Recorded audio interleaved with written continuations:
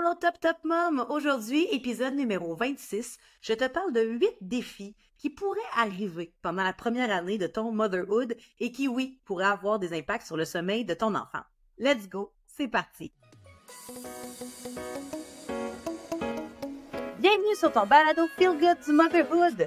Top Top Mom et compagnie, parfois drôle, parfois touchant, mais certainement toujours pertinent et inspirant. Il n'y a pas un meilleur son pour t'accompagner pendant une sieste poutine ou pour te rappeler que la meilleure des mères pour ton enfant, c'est toi. Oh, Top Top Mom, épisode 26 de ton balado Feel Good du Motherhood, et j'ai nommé un épisode qui va parler des défis de la première année avec ton baby. Bon, on parle beaucoup de la matrescence, on parle beaucoup du 4e trimestre, parce que devenir maman, c'est le plus beau cadeau du monde, mais force est de constater qu'il comporte aussi son lot de défis. Et puis, dans tous les changements de ton quotidien et avec de ton nouveau rôle de maman, c'est possible que tu te sentes plus ou moins fatigué au cours de cette première année-là. Et comme mon expertise, c'est le sommeil, puis si t'es fatigué, c'est probablement parce que tu dors pas assez, bim, boum, tu mets ça ensemble. C'est le contenu de l'épisode numéro 26. Et là, avant d'aller plus loin, je veux te mentionner que oui, maintenant, les épisodes où je parlerai seule, où je me tape volontairement un monologue avec mon micro, c'est maintenant des épisodes qui seront disponibles en format vidéo. Donc, si au cours des différents épisodes où je me parlerai seule, tu m'entends dire, ouais, fait que là, tu checks ça, ou si je te parle de mon background, qui est pas sponsorisé, mais qui pourrait être sponsorisé par Mocha Toutou, Maovic et Oli, le cadran lumineux merveilleux qui aide les tout-petits à se réveiller un peu plus tard le matin et à mieux comprendre et à mieux gérer leur espace-temps. C'est parce que va falloir que tu ailles inévitablement voir de quoi je te parle. Et ce sera sur la plateforme YouTube, pour ne pas la nommer, sur laquelle les contenus vidéo des balados vont être disponibles. Sinon, si tu veux juste m'avoir dans tes oreilles pendant une sieste poutine, pendant que tu berces ton bébé qui dort paisiblement dans tes bras, ou encore pour dédramatiser, rigoler un peu de ta situation, parce que oui, j'utilise souvent l'humour comme forme de dérision, parce que mieux vaut en rire qu'en pleurer, tout simplement. Alors, on va, sans plus attendre, tomber dans les défis de la première défi sommeil de la première année, mais je suis allée plus loin que ça, j'ai ciblé quelques défis qui pourrait ou pas ponctuer ta première année dans l'incroyable et terriblement, merveilleusement difficile aventure qu'est le fameux motherhood. Donc, le premier défi, c'est que, particulièrement si c'est ton premier, mais même si c'est ton deuxième, ton troisième, ton 4e enfant, là, si tu te rends en plus que 4, sérieux, je te lève mon chapeau personnel, professionnel. Wow, sérieux, t'es vraiment une top mom qui mérite le chapeau de top mom en chef, mais peu importe que ce soit le premier ou le troisième de la fratrie, tout est souvent nouveau parce que oui, peut-être que ton rôle de mère, tu l'as quand même plus assimilé si c'est pas ton premier, mais force est de constater que des fois on fait des enfants avec la même recette, mais qu'on n'a pas utilisé le même moule et que tous nos repères qu'on s'est créés pendant la première année de vie de notre premier enfant sont disparus, ils se sont envolés, tout simplement parce que notre enfant a un tempérament différent, une personnalité différente, et que tu dois un peu réapprendre tout ça, parce que des fois, tu peux pas faire un copier-coller sur la façon dont ça s'est passé pour les autres membres de la fratrie, et ça peut être un petit peu déstabilisant. Puis on parle de déstabilisation globale dans le développement global de l'être humain ou de l'homo sapiens en mode nomade, mais particulièrement avec la théorie sommeil, parce que là, c'est ça. Je faisais pareil avec le sommeil. Tu comprendras que c'est ma passion. Tu comprendras que c'est mon expertise, qui est le sommeil pédiatrique pour les enfants 0-5 ans. Donc, je te fais un parallèle avec tout ce qui change avec la théorie sommeil, parce que peut-être que tu n'as jamais vécu ça, toi, des défis sommeil, ou que tu ne croyais pas à la légende urbaine qu'il était possible que tu souffres d'un manque de sommeil qui s'accumule au fil en corrélation complètement inverse avec le nombre d'heures dormies. Moins ton enfant dort, plus tu te trouves fatigué. Donc, retour dans ton cours de cégep, méthode quantitative, corrélation inversée. C'est peut-être même tes maths 536. Et je viens de trahir mon âge avec cette référence de maths forte. Ça peut te rassurer, je les ai pas complétés. En fait, j'ai eu un petit peu de difficulté avec mes mathématiques en 5e secondaire. Si jamais mon fils Jacob-Olivier écoute ce balado, ce n'est pas une raison pour prendre le même chemin que ta mère trompette. Alors, force-toi, étudie, ouvre tes livres, demande de l'aide si nécessaire. Donc, quand je parle que tout est nouveau au niveau de la théorie sommeil, qu'est-ce que j'entends par là? C'est que il y a plusieurs approches, il y a plusieurs philosophies. Fait que là, déjà là, de te faire une tête sur un sujet qui comporte des idées qui sont parfois aux antipodes de ce que tu vas entendre sur un autre compte Instagram ou dans un autre balado sur le sommeil, ça devient déjà compliqué. Puis là, on se souvient qu'à la base, quand tu manques de sommeil, ton jugement puis ta capacité à te faire ta propre idée devient déjà plus compliqué à la base que quand tu es en pleine forme puis que tu dors le nombre d'heures nécessaires au bon fonctionnement de ton horloge biologique. Fait que déjà, en partant, quand tu te mets à faire des recherches sur le sujet, ça peut déjà être compliqué. Et là, quand tu trouves une philosophie qui, pour toi, te semble crédible, qui, pour toi, fait du sens selon les valeurs de maman, tes valeurs que tu veux inculquer, la façon que tu as le goût d'éduquer, d'accompagner tes enfants vers des saines habitudes de sommeil, ben là, tu dis, hey, parfait, c'est écrit dans le livre, tu sais, plan A, plan B, pour bien prendre le langage bedaine urbaine. Et là, tu dis plan A, plan B, OK, c'est super le fun dans ton top book, mais comment je fais, moi, ça, le soir, parce que, effectivement, c'est un peu le double tranchant d'écrire un livre. Hein? On peut écrire un livre sur le sommeil, mais si je voulais répondre à toutes les situations qui peuvent se présenter au cours de la première année ou au cours des 5 premières années de vie de ton enfant, ça prendrait un top book et c'est 616 annexes. Fait que tu auras compris qu'on essaie de regrouper le plus d'informations. Dans les livres sommeil, je parle pour moi et je parle de certainement tous les gens qui ont écrit des livres à propos de ce sujet-là, mais force est de constater qu'il y a des fois où la théorie sommeil va être complètement différente de ce que toi tu vis, de ta réalité, de ta mise en situation, de ton enfant. Bref, imagine, faut déjà qu'à la base, tu trouves une philosophie qui fait du sens pour toi, puis après ça, c'est même possible que cette philosophie-là ne ressemble en rien à ta situation familiale. Fait que, tu sais, c'est très difficile de, par-dessus le manque de sommeil qui est en train de s'accumuler, de s'y retrouver. Fait que déjà là, en partant, ça, c'est un défi sommeil qu'on pourrait probablement éviter ensemble si on commençait à, arrêter de dramatiser le manque de sommeil parental, puis d'en faire une joke, là, parce que, tu sais, Suzanne, t'es enceinte, j'espère que t'as hâte d'être fatiguée. Bon, premièrement, Suzanne, il n'y a personne qui a hâte d'être fatiguée. Premièrement. Deuxièmement, oui, il y a des bouts dans la vie d'un parent où la fatigue s'installe et on est impuissant par rapport à tout ça. On parle de malaise physique, des poussées dentaires, gastro-pieds, mains, bouche, otite, bronchite. On peut parler des bons développements au niveau du développement moteur. On peut parler des changements émotionnels qu'on n'a aucun contrôle sur dans la vie de notre enfant. Donc, déjà là, oui, effectivement, il y a des bouts de la vie où on peut être fatigué ou être plus fatigué, mais il faudrait arrêter d'en faire une fatalité. Il faudrait aussi arrêter de se trouver bien hot d'être plus fatigué qu'une maman moyenne parce que moi, je me dévoue corps et âme à me réveiller la nuit à chaque fois que mon enfant m'appelle. C'est pas une compétition de qui est la meilleure parce que tu te lèves plus souvent ou moins souvent. Ça n'a rien à voir. L'idée avec, en tout cas du moins comment moi je le vois avec la philosophie bedaine urbaine, c'est de vous outiller quand vous en avez besoin, avec les conseils que vous avez besoin d'entendre sur le moment où vous avez besoin de les entendre. C'est aussi simple que ça. Fait que, tu sais, oui, effectivement, j'espère que tu aimes ça être fatigué. Premièrement, si on était dans la prévention, de dire, regarde, c'est possible. On te le souhaite pas. On souhaite pas personne, même à notre pire ennemi, honnêtement, très honnêtement, de manquer de sommeil parce que les effets collatéraux d'un manque de sommeil peuvent être très, très pervers et peuvent toucher plusieurs sphères de la vie d'un être humain.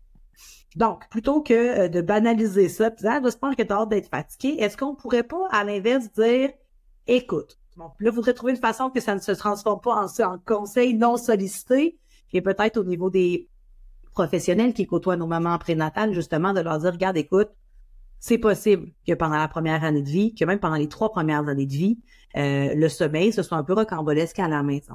Est-ce que tu as commencé à explorer tes différentes avenues? Parce que bedaine urbaine, c'est qu'une avenue dans le monde du sommeil. Si tu me donnes 15 minutes, je peux nommer à peu près au moins 10 entreprises qui font de la consultation sommeil avec des philosophies qui sont bien différentes des nôtres, c'est bien correct. On en a qui nous ressemblent un peu, il y en a qui nous ressemblent pas en tout. Laquelle est la meilleure? C'est pas le débat. Elles sont toutes aussi bonnes les unes que les autres. L'important, c'est que ça te parle. Fait que si dans notre discours, au lieu de rire de ça et de voir ça comme une fatalité, que c'était un peu le sort normal d'un parent moyen d'être fatigué quand on a des enfants, si on travaillait en prévention, de dire c'est possible que ça arrive, est-ce que tu penses que tu vas être outillé? Est-ce que tu penses que tu as les connaissances de base suffisantes pour comprendre le sommeil de ton Homo sapiens, de comprendre que les formules magiques n'existent pas, de comprendre que c'est possible que ça aille très bien, comme c'est possible que ton enfant de 9 mois dorme moins bien que le bébé de ton amie Julie qui a 4 mois? Est-ce qu'on pourrait être dans la prévention, dans l'information, pas dans la mise en place d'un plan de match sommeil, mais dans la prévention, dans l'information, de comprendre le sommeil de l'enfant, puisque pendant des années, on a essayé de nous, j'ai le goût de dire, bullshiter, c'est mon balado. Si mon langage un peu vulgaire te dérange, tu m'écriras en DM, ça me fera plaisir de m'ajuster, mais là, j'ai le goût de te dire ça. Puis, au lieu de nous bullshiter que le sommeil de l'adulte et le sommeil de l'enfant se ressemblent, puis qu'il y a des concepts qu'on va prendre pour gérer des troubles de sommeil à l'âge adulte, qu'on va essayer de faire un copier-coller pour nous faire croire que c'est la même chose qu'on peut faire avec un enfant pour essayer de l'amener à mieux dormir ou à dormir de façon autonome. Je pense qu'on pourrait sauver beaucoup de parents qui, encore, ne savent pas qu'un enfant peut avoir faim la nuit jusqu'à l'âge de 12 mois. Qui pensent qu'à partir de 6 mois, un enfant peut faire des nuits complètes en commençant avec une bouchée de céréales.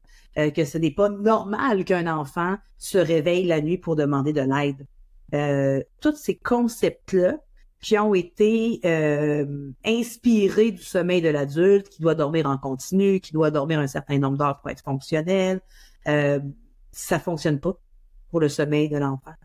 Le plus bel exemple que j'ai, puis c'est drôle, j'en ai fait récemment un reel sur Instagram, c'est on devrait pas laisser les enfants jouer dans leur bassinette parce que là, ils pourraient associer ce lieu-là comme étant un lieu de jeu.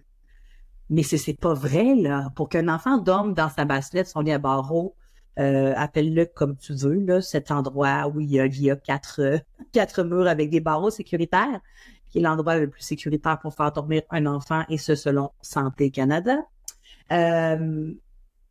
Quand on met l'enfant ou on dépose l'enfant le plus possible dans le lit où on voudrait qu'il dorme, ça lui permet de s'acclimater à cet environnement-là. Et ça, c'est la case départ, ou en tout cas, c'est une étape importante dans le sommeil que de se sentir confortable, sécurisé dans cet environnement-là.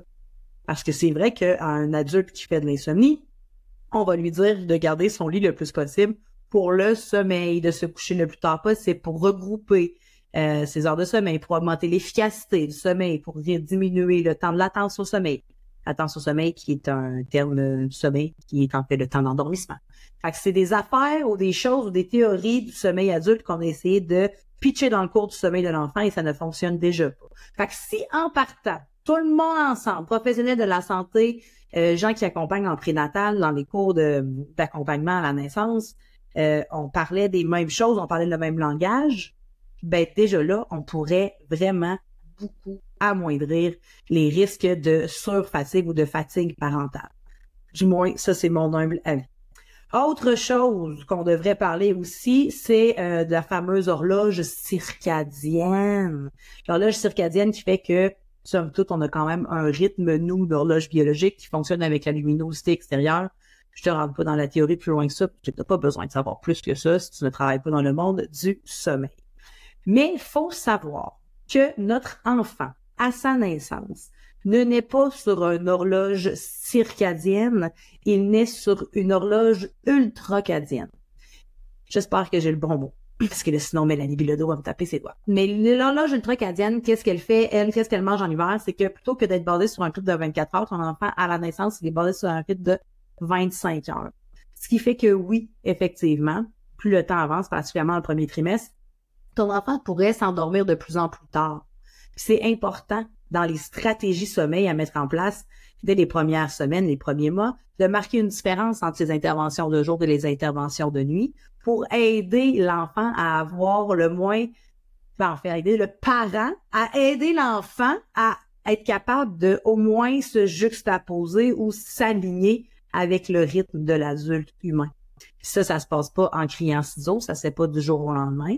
Mais déjà là, le soir ou la nuit, en intervenant avec un rythme de voix apaisant, donc que je n'ai pas du tout en ce moment où j'enregistre le balado, en minimisant le plus possible les interventions, mais toujours intervenir aux besoins bien entendu, en essayant de déposer le plus rapidement possible l'enfant dans un endroit sécuritaire pour la nuit, en évitant toute stimulation, en évitant d'allumer des lumières qui peuvent venir contraindre le fonctionnement de la mélatonine. C'est toutes des choses qui, encore une fois, quand on était dans la prévention, puis juste ce petit truc-là pourrait grandement améliorer le sommeil de nuit. Puis, ben, quand on améliore le sommeil de nuit, on peut aussi penser que ça va améliorer le sommeil de jour. Et puis, ben, comme ça, tout le monde est content, tout le monde est heureux. Mais ça, effectivement, ça peut être un défi dans la première année. Que notre enfant va dormir des plus longs stretches dans le jour, va dormir des moins longs stretches la nuit. Et comment on fait pour gérer ça? Ben, c'est vraiment en intégrant la fameuse théorie du mode nuit, là, à la bedaine urbaine, de dire, ben, quand c'est le mode nuit, ça veut pas dire que mon enfant se réveillera pas. Ça veut juste dire que sur cette période-là, je vais quand même adapter mes interventions pour aider mon enfant à mieux faire la différence entre le jour et la nuit, parce qu'il y a très peu de gens qui savent qu'un enfant, ça naît avec un rythme non pas circadien, mais un rythme ultracadien. Ensuite, un autre truc qu'on devrait parler des défis de la première année, c'est, oui, le manque de sommeil et la fatigue parentale, mais qui vient quand même avec la notion de demander de l'aide qui peut être parfois interprétée par les parents d'aujourd'hui comme une forme de faiblesse, une forme d'incompétence. C'est moi, ma mère, elle faisait tout seule, la maison, comment ça, moi, je suis pas capable. La société évolue quand même. Je parle de mon expérience personnelle. Moi, la première année de vie de ma vie, en 1985, ma mère était une maman à la maison. C'est quand même un peu différent que de maman qui voit son retour au travail arriver, que ce soit après une mission maternité longue ou courte. La réalité fait que la société aussi est maintenant beaucoup plus axée sur la performance maternelle, sur le fait qu'on peut pas se tromper, sur le fait qu'on a peur de briser nos enfants. Tu sais, le concept de la mère suffisamment bonne, si tu le connais pas, je t'invite à regarder sur Internet le docteur Donald Winnicott. On devrait parler justement de ce concept-là, beaucoup plus de la mère suffisamment bonne que de la mère parfaite sur Pinterest qui a des abdos, qui fait du rôti de palette, puis qui a une cuisine immaculée, puis qui est toujours bien rangée. Puis ça, ben, pour en arriver là, à être capable de faire ce constat-là de la mère parfaite n'existe pas, ben, je pense qu'il y a un gros bout aussi où on pourrait sauver le motherhood ou le parenthood, appelle-le comme tu veux. Mais c'est top mom et compagnie. Fait que j'ose croire que nos auditeurs et nos stats le disent, là, il y a plus de mamans qui nous écoutent, mais on salue les top taz, hein, je veux dire. Ça fait vraiment plaisir de savoir que vous m'écoutiez avant une game de hockey. C'est tellement un gros stéréotype que je viens de faire là. Pas grave, je l'assume. Mais bref, c'est possible de constater que je m'adresse aux mamans, mais de demander de l'aide et d'assumer qu'il y a des choses qu'on sera pas capable de faire, qu'on peut déléguer plus facilement que d'autres. D'accepter que notre vie a changé aussi, hein, parce que ça, c'est un discours qu'on entend quand même régulièrement. Là, nous, on va avoir un enfant, mais notre vie changera pas. Guess what? Il y a des choses que tu peux mettre en priorité dans ton emploi du temps qui fait que ton enfant va s'habituer à votre rythme de vie. Mais s'il y a une chose que je peux te jurer et qui ne change pas d'une famille à l'autre, c'est que l'arrivée d'un enfant dans une dynamique de couple, ça change la vie bout pour bout. Tu vas continuer peut-être à aller souper au restaurant une fois par semaine avec ton conjoint, là, mais tu sais, je te jure que tu vas passer le souper et regarder des photos que tu as prises la veille.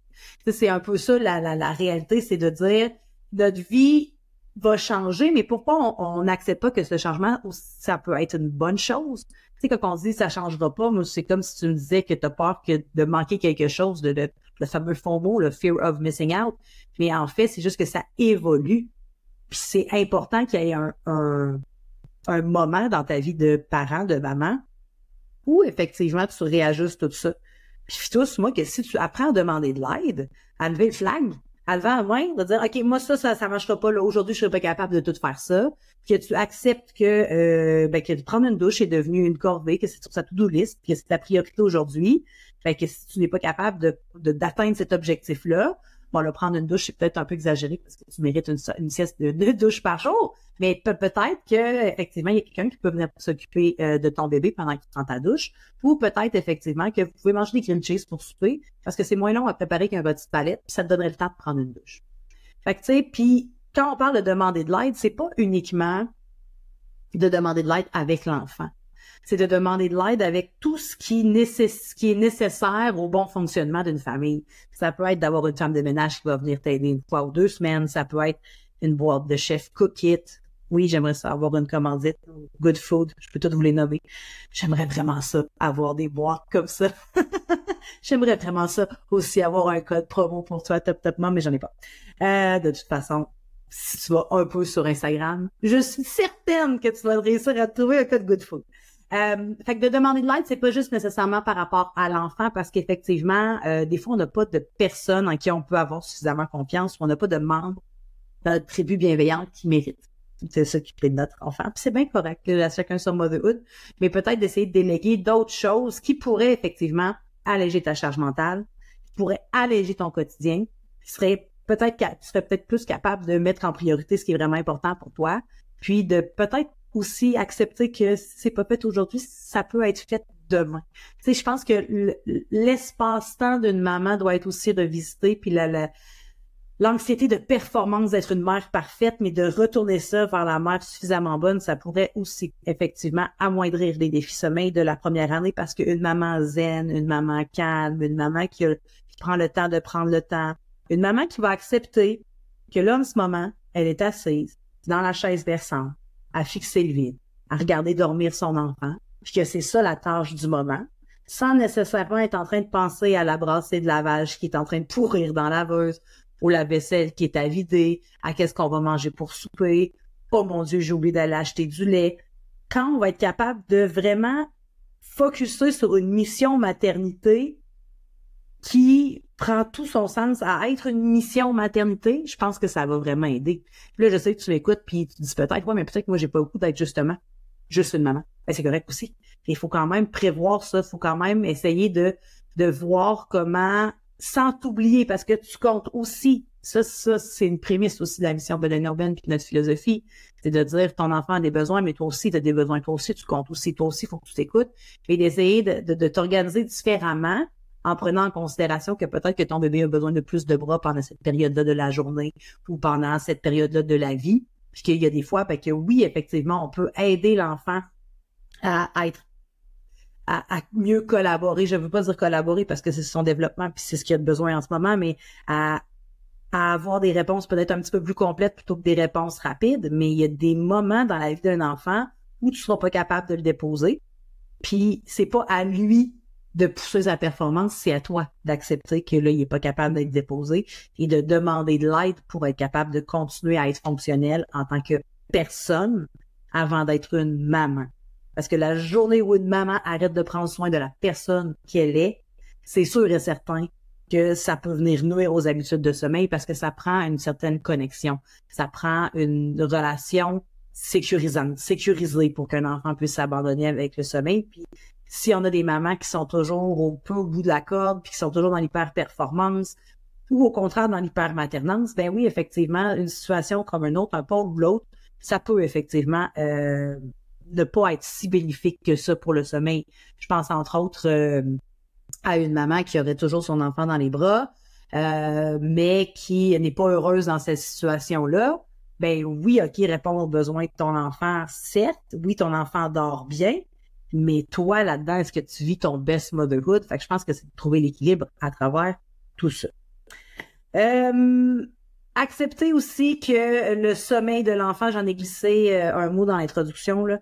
Accepter que le sommeil d'un enfant est différent du sommeil de l'adulte. Ça, je pense que c'est un message qui ne se véhicule pas assez. Pourquoi? Parce qu'il y a encore des philosophies dans le monde du sommeil pédiatrique, dans le monde du sommeil de l'enfant 0,5 ans, qui propagent ces moyennes-là de 2 siestes de 2 heures par jour. Et qu'un enfant, à partir de 4 mois, 5 kilos, peut faire des 6 heures en ligne, mais ça, c'est des théories qu'on appelle les théories médicales. Donc, sur papier, oui, effectivement, ça semble bien beau, tout ça, mais des fois, en théorie, on n'est pas capable nécessairement de mettre en pratique, on n'est pas toujours capable de suivre la théorie des livres. Puis là, c'est là que je trouve que les diplômes dans le monde du sommeil, c'est bien pour faire de la recherche, pour nous donner des statistiques, pour établir des moyennes, parce que ça nous en prend de la théorie. S'il n'y a pas de théorie, moi, je peux pas rien enseigner. Je peux pas faire mon travail parce qu'effectivement, ça me prend des kingpins de la recherche qui ont des diplômes beaucoup plus poussés que le mien, qui ont des doctorats en recherche en psychologie, en biologie, limite, là, en sciences comportementales. Ça en prend des diplômes, mais c'est là que je trouve que il devrait y avoir aussi une symbiose un peu plus, ou un travail d'équipe un peu plus poussé entre les gens qui font la recherche puis nous, les consultants en relation d'aide. Parce qu'il y a encore un gros clash entre ces deux mondes-là qui, moi, je les aime, les gens qui font de la recherche, mais je déteste faire de la recherche. Puis, ben, les gens qui font de la recherche, ben, ils n'ont pas nécessairement le temps de prendre par la main puis t'écouter puis te dire, hey, ça va bien aller, on essaye tout ça sur 3, 4, 5 jours. Fait que là, je pense que là, il est temps que les gens qui ont des philosophies qui sont plus axés sur le sommeil de l'adulte, je pense qu'il est temps de rouvrir des livres, là. On est rendu en 2024. C'est super le fun ce que tu faisais en 1990, mais là, je pense que là, il y a matière à ouvrir tes horizons et à accepter que ton modèle théorique est devenu un petit peu erroné avec une nouvelle donnée de la recherche. Je peux pas croire que j'enregistre ce contenu-là. Amour et lumière à toutes celles qui sont restées en 1990. Puis, ben, je pense que celles qui ont plein de diplômes, que je salue bien haut, que je respecte énormément et pour lesquelles j'ai une profonde amélioration, ce serait bien de vous mettre les pieds dans le terrain. Ce serait bien de commencer à mettre un peu d'empathie autour de vos diplômes bien encadrés dans vos bureaux, parce que là, à un moment donné, à spreader des pourcentages, puis à spreader des informations qui sont bien le fun dans un livre, qui sont bien belles sur papier, à un moment donné, faut sortir de ce carcan-là. Faut aller sur le terrain. Faut mettre nos bottes de jobber, puis aller voir ce que les mamans vivent au quotidien. Puis c'est ça, moi, je pense Alors, segment, je me lance des fleurs et j'ai zéro humilité. Mais je pense que c'est ça qui vous rejoint, vous, les Top Moms, dans l'approche bedaine urbaine. C'est que après 14 ans, parce que mon garçon, au moment où j'enregistre cet épisode-là, il est rendu à 14 ans déjà. Ça peut te rassurer, ça fait un petit bout qu'il fait ses nuits, là. Puis le problème sommeil qu'on a avec Jacob Olivier, ben, c'est qu'il veut plus se coucher, puis il veut plus sommeil. Mais c'est un maudit beau trouble sommeil, pas un trouble sommeil, mais c'est un beau défi sommeil par rapport à se lever aux 1h30 pour l'allaiter. Mais je pense que je suis encore capable. Et c'est vraiment pas très humble ce que je suis en train de faire là, mais je me lance des fleurs. Okay? Avant ça va durer 2 minutes. Mais je pense que je suis encore capable de me revoir dans ma Maison Blanche au Mexique, à me dire, j'aime mon enfant, je veux pas le laisser pleurer, il y a sûrement d'autres choses que le 5, 10, 15 puis le cours de dos. Je suis encore capable de ressentir ce feeling-là, de me dire, je pense que je vais donner mon enfant au plus offrant, ou même pas, juste celui qui va me tendre les bras, je pense que je vais le donner, j'ai plus le goût d'être une maman. Je me revois encore vivre cette détresse-là face au manque de sommeil. Fait que je pense que ce côté-là, chez Bedaine Urbaine, de prendre soin de toi, Top Mom, est encore très présent parce que je le sais à quel point ça peut être néfaste. Le manque de sommeil, je pense que maintenant, après 14 ans, je suis capable de dire, hey, écoute, tu vas t'en sortir, tu peux pas mourir d'un manque de sommeil, je sais que c'est tough en tabarnouche, mais fais-toi-en pas, rien n'est éternel. Puis je pense que je suis capable aussi, maintenant avec les connaissances que j'ai, toujours une fois en pleine d'humilité, être capable de parfois vous dire, ouais, mais là, c'est parce que là, ce que tu demandes à ton enfant, c'est way too much. Là. Je sais que tu l'as lu à quelque part qui pourrait faire des nuits de 12 heures. Je sais que le bébé de ton ami Julie dort mieux, mais là, il y a un petit mot sur le développement global de ton enfant qu'il faut que tu comprennes. Fait que je pense que c'est ça qui fait la richesse de notre philosophie. C'est qu'on est ni pro-bébé, ni pro-maman. On est juste pro gros bon sens, pro encouragement de cheerleading. Fait que je pense que c'est pour ça que vous aimez la philosophie Bedaine Urbaine. N'hésitez pas à me le dire si vous l'aimez pas tant que ça, la philosophie Bedaine Urbaine. Et n'hésitez pas à me dire peut-être en commentaire qu'est-ce que vous aimez de la philosophie Bedaine Urbaine. Autre chose qui est un défi de la première année qui peut se transformer assez facilement en défi de sommeil de la première année, j'en ai parlé, c'est la fameuse charge mentale. On en a parlé, il y a des gens qui ont labellé cette année-là comme un congé de maternité, mais en fait, moi j'ai arrêté de dire congé de maternité, c'est une mission maternité. Puis quand je parle de charge mentale et de congé de maternité, c'est qu'avec le mot congé, on se sent maintenant obligé d'aller chercher porter le plus grand à la garderie parce que nous, on est en congé. On se sent obligé aussi d'aller faire l'épicerie, de l'arranger, de cuisiner parce que moi, je suis en congé de maternité. Lui ou elle travaille. Je vais prendre tout à ma charge parce que moi, je suis en congé de maternité. T'es pas en congé, fille. Prendre soin d'un humain à temps complet, ça devrait être ta priorité ou ça devrait faire partie des priorités de cette année-là et non pas de rénover la cuisine ou de prévoir un voyage de 3 semaines au Portugal. Même si les deux ne sont pas impossibles, il y en a encore qui parmi nous sont des superwomen que tu les regardes aller et tu dis, mon Dieu, mais elle, à un moment donné, soit elle pète aux frettes ou elle nous raconte que des niaiseries, parce que ça se peut pas avoir allé que ce soit aussi parfait sa vie puis qu'elle soit capable de tout accomplir comme ça. Un petit secret. Souvent, ces superwomen-là ont eu la force de demander de l'aide. Parce qu'on a toutes 24 heures dans une journée. OK? Bon, c'est sûr qu'il y a des tempéraments et là, je me nomme là-dedans un petit peu plus positivement toxiques qui se forcent, tu sais, qui se sont entraînés pendant tellement d'années à avoir le verre d'eau à moitié plein qu'ils ont fini par y croire puis ça fait que ils ont l'air de des licornes qui sont toujours heureuses. Mais ce serait mentir que de dire qu'encore aujourd'hui, avec mon garçon de 14 ans, je n'ai pas encore des gens qui m'aident. Beden urbaine ne roule pas toute seule. Je fais le sommeil. Il y a juste moi qui fais les trucs sommeil. Il y a juste moi qui crée du contenu. Mais j'ai une sacrée équipe de duo incroyable. Karine et Annie, pour ne pas les nommer, qui m'aident avec ma business. J'ai mes parents qui habitent quand même relativement proches, qui vont m'aider avec les nombreux lifts de mon enfant qui ne veut plus être à la maison jamais. J'ai ma sœur qui habite pas très loin. J'ai la chance de compter sur une tribu bienveillante, mais je suis pas assez nounoune ou assez naïve pour dire que je gère tout ça à temps complet. C'est impossible. C'est impossible. Fait que tout ça pour revenir à mon congé de maternité qui a d'allure de congé que seulement dans le libellé, cette mission maternité devrait être d'arrêter le temps et de prendre soin de ton bébé.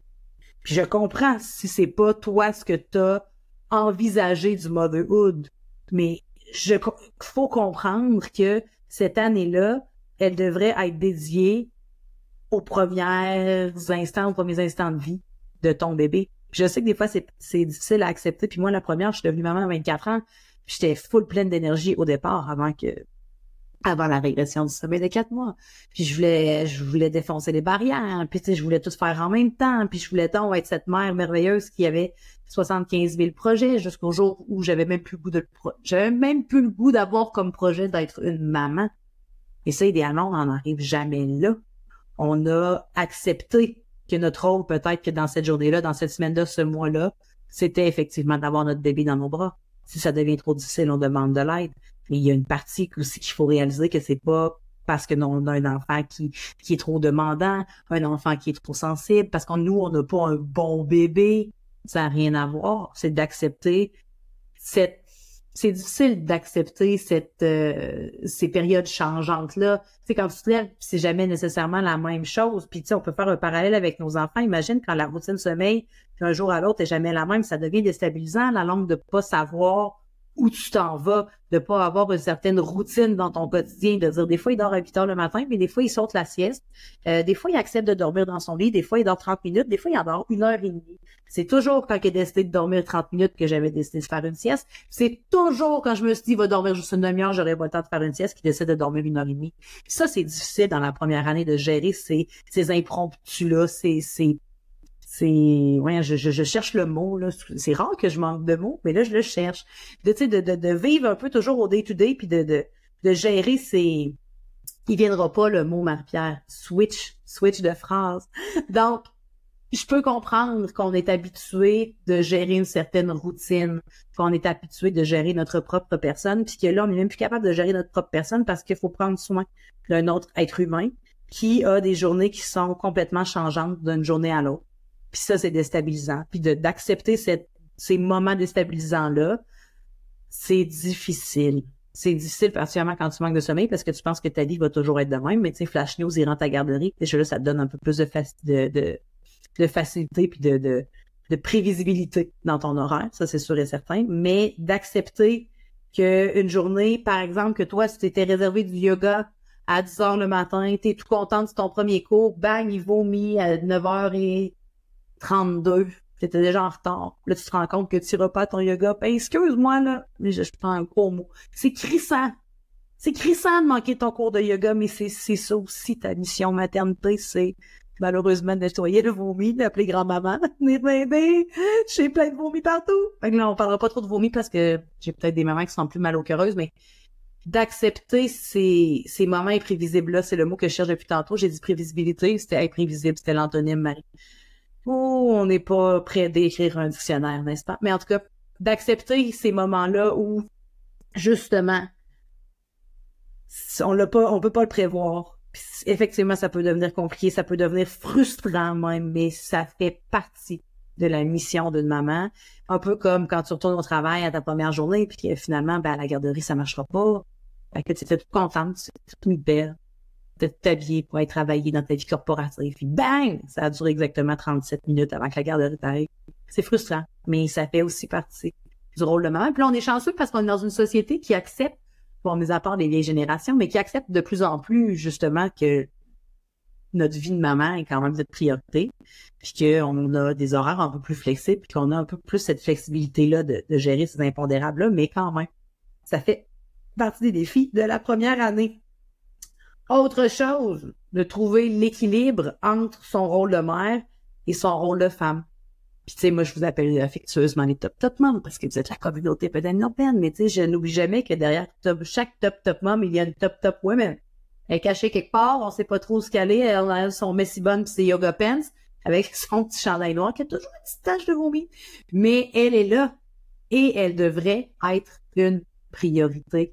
Tu devrais faire de ton bonheur, de tes émotions, de tes besoins primaires une priorité.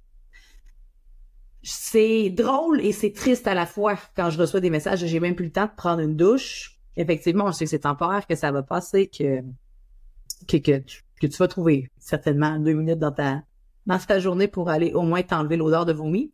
C'est imprégné de ton petit t-shirt noir, mais c'est triste à la fois de penser que c'est tout le long de ta grossesse, t'as flatté ta bedaine, tu t'es mis de la petite crème, t'as écouté de la musique, t'as continué à t'entraîner, t'as mangé sainement, t'as tout fait ce qu'il fallait faire.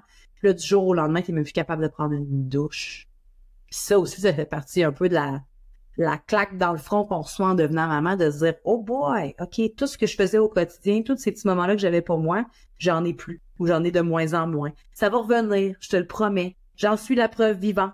J'en suis la preuve vivante parce que le Bedaine urbaine est rendu une entreprise quand même qui grandit encore, mais qui est quand même sur un beau rythme de croisière. Mon garçon est rendu grand, ben j'avais tellement de temps que je suis retournée à l'université.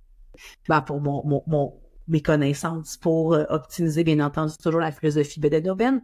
Mais je m'entraîne à tous les jours. Je prends le temps de parfois faire des siestes quand j'en ai besoin. Bref, ça va revenir ces périodes de temps-là pour prendre soin de toi, mais même si tu n'as pas le temps de prendre soin de toi, faut que tu prennes le temps de prendre soin de toi.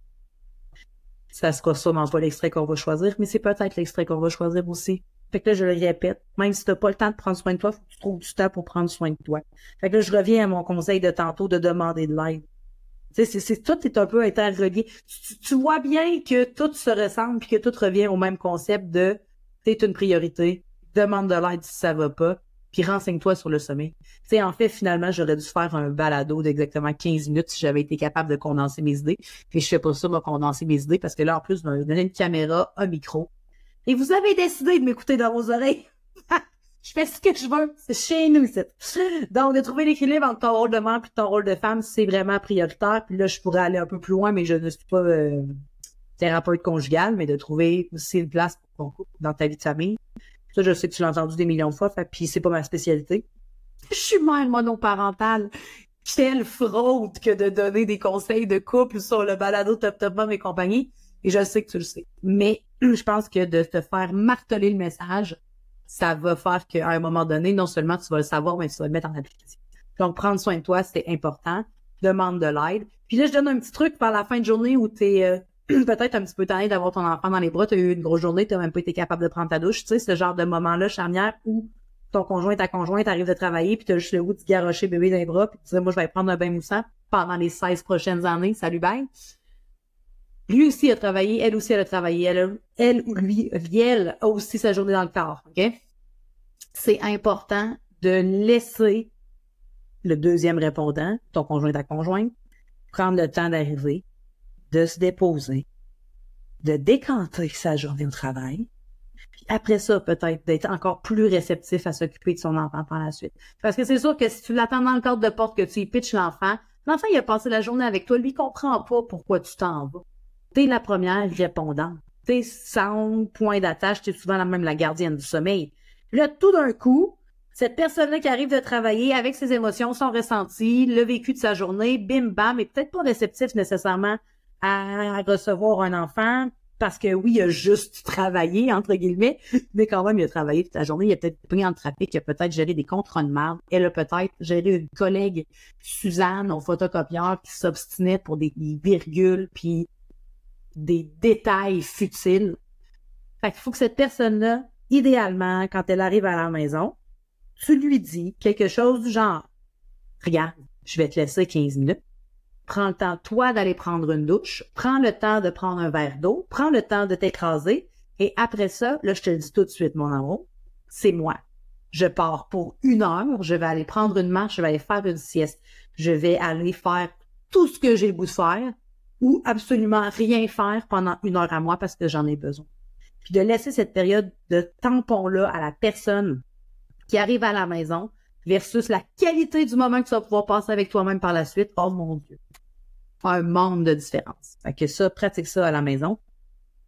Pas thérapeute conjugal, mais ceci est quand même un excellent truc pour justement favoriser la transition entre papa-maman, maman-maman, papa-papa, oui. À la fin de la journée pour laisser la personne qui arrive de travailler décanter avant de prendre son chapeau de papa ou de maman. Autre chose, les défis de... Ça, c'est un sujet, je sais que vous aimez bien, les red flags du motherhood ou encore les fameux conseils non sollicités. J'ose croire qu'on est en train de bâtir une génération où nous, on ne donnera pas de conseils non sollicités à nos belles-filles ou à nos filles. Mais force est de constater que souvent, les conseils non sollicités, c'est qu'ils sont non sollicités par le receveur du conseil, mais que la majorité des conseils non sollicités sont quand même bien intentionnés. Puis je vous donne un exemple. Récemment, on parlait des red flags du motherhood sur le compte Instagram de Bedaine Urbaine, auquel je t'invite à t'abonner, bedaine.urbaine. Puis il y en a une, c'était celle qui essaye toujours de trouver les ressemblances entre papa, maman, si tu gossant. Je suis celle-là. Je suis cette Suzanne qui, quand je vois un bébé, je fais les yeux, papa, petite bouche, maman. Il ressemble pas à personne. Mais voyons, je suis ce conseil non sollicité, ce red flag du motherhood. Donc, j'ose croire qu'on va tendre de moins en moins, de génération en génération, à juger les autres mômes. Ça, c'est sûr et certain que j'espère que ça finit depuis hier, ça, cette histoire-là. Parce que chaque maman est bien intentionnée, chaque maman fait de son mieux. Si toi, tu as décidé d'éduquer et d'aimer tes enfants d'une façon, c'est pas parce que l'autre fait ça aux antipodes de que c'est une moins bonne mère. Là, tu sais, je veux dire, à chacun son motherhood. Je pense que ça, on le dit assez. Mais au niveau des conseils non sollicités, j'ose croire qu'on va finir par avoir une génération qui va être entièrement bienveillante dans ses conseils, mais en même temps, aussi bienveillant soit ton conseil, si le recevant de ton conseil n'est pas ouvert, n'est pas disposé à recevoir ce conseil-là, c'est un peu compliqué. Fait que, tu sais, je pense qu'il y a des conseils non sollicités qui deviennent irritants parce que soit on l'a martelé trop souvent parce que c'est complètement de la fausse information, ça c'est un autre problème, là. Genre, je pense qu'il fait trop de sieste le jour, s'il dormirait mieux la nuit, s'il dormait moins le jour. Faux conseils. Fait que là, il faut faire attention aux conseils non sollicités versus les faux conseils.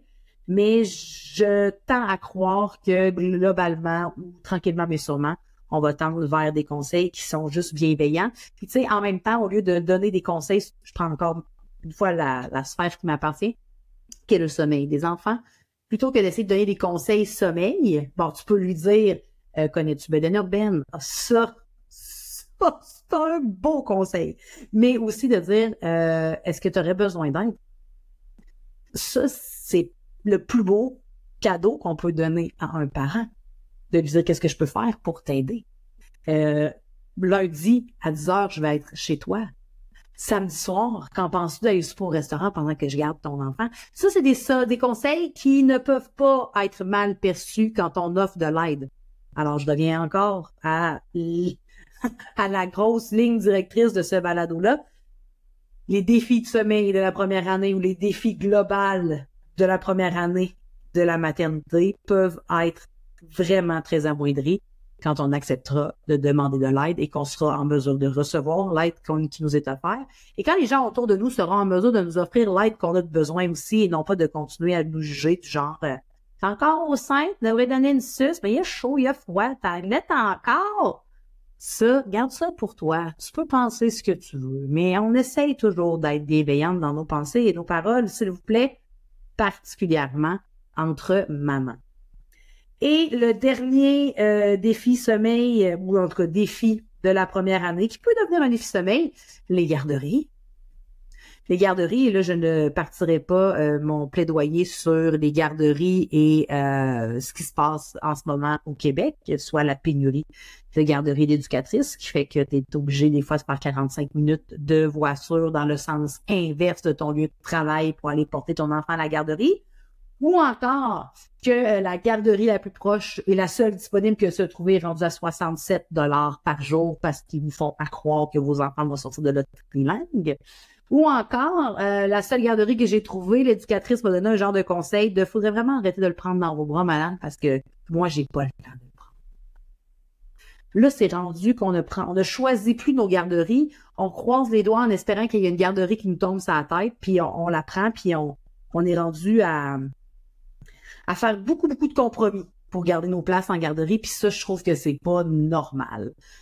Je sais que la société est un débat que je ne peux malheureusement pas ni régler, ni en parler parce que j'ai aucune expertise. Moi, je pourrais juste chialer sur le fait que ça fonctionne pas. J'ai aucune piste de solution. En tout cas, une piste de solution, ça pourrait être de payer nos éducatrices plus que nos employés de la SQDC, mais ça, c'est mon humble avis. Mais clairement, le défi des garderies est aussi quelque chose qui peut entacher la première vie de l'expérience du motherhood, qui est déjà suffisamment, oui, elle est belle, mais qui est suffisamment challengeante, qu'en plus, faut que tu prévois ton retour au travail, mais que tu n'as toujours pas de garderie à 2 semaines d'avis, ou pire encore, qu'à 2 semaines d'avis, on t'annonce que finalement, ta place en garderie, elle n'existe plus. Puis ça, je trouve que ça met du stress chez les parents. Je trouve que c'est un sujet qui devrait être abordé avec beaucoup plus de sérieux, mais que là, je me permets une aparté très personnelle. Dans notre magnifique régime patriarcal, il y a très peu de gens qui, présentement, au pouvoir, se soucient des mamans qui ne trouvent pas de garderie. Ceci était mon événement politique. Je n'ai aucun désir, je n'ai aucun intérêt, je n'ai aucune connaissance, je n'ai aucune expérience pour parler de politique, mais en suivant Kim Lizotte, je t'avoue que je suis en train de me faire une opinion sur la société d'aujourd'hui. Et puis, femme que j'aime beaucoup, que j'admire beaucoup son contenu, je trouve que c'est un contenu très juste. Je pense qu'on n'est pas aveugle de toucher le fond de solutions éventuelles au niveau du motherhood, pour en avoir parlé aussi avec Valérie Roberts, qui a été une invitée sur le balado Top Mom et compagnie. On a encore beaucoup de chemin à faire. On a parcouru beaucoup de chemin, mais il nous reste encore beaucoup de chemin à faire, en espérant que on continue d'avancer tout ensemble, parce que ensemble, nous sommes plus fortes. Top Mom, que tu m'aies écouté présentement en format vidéo, ou que tu m'aies écouté dans tes oreilles, je t'invite bien entendu à t'abonner à toutes nos chaînes possibles et imaginables pour absolument rien manquer, que ce soit de ton balado Feel Good du Motherhood ou encore des miracles du sommeil en général. YouTube, Spotify, Instagram, Facebook, Pinterest, TikTok, peu importe la plateforme que toi tu choisis pour recevoir l'information. On a aussi une infolettre qui est pas piquée des verres aussi, que tu reçois de mes nouvelles mensuelles et auquel tu peux avoir du contenu, pas du contenu exclusif, mais du contenu actuel pour soit me voir dans tes yeux ou encore m'entendre dans tes oreilles. Ben, n'hésite pas à le faire. C'est une façon entièrement gratuite que de donner du love à une entreprise d'ici, une entreprise québécoise qui essaye de faire une différence dans le motherhood d'aujourd'hui. Donc, sur ce, Je te souhaite une excellente fin de journée, une excellente nuit, une excellente sieste poutine. Je sais pas t'es rendu dans ta journée au moment où tu m'écoutes, mais je t'envoie certainement une foule de confettis du sommeil pour ton enfant. Peace out! Hey Top Top Mom, tu viens tout juste d'écouter un épisode du balado Top Top Mom et compagnie. Si tu as aimé cet épisode, donne-nous une dose de love en nous accordant la note parfaite de 5 étoiles ou encore mieux, écris-nous un petit mot en commentaire. Merci infiniment d'être aussi top et je te dis à très bientôt pour un prochain épisode de Top Top Mom et compagnie.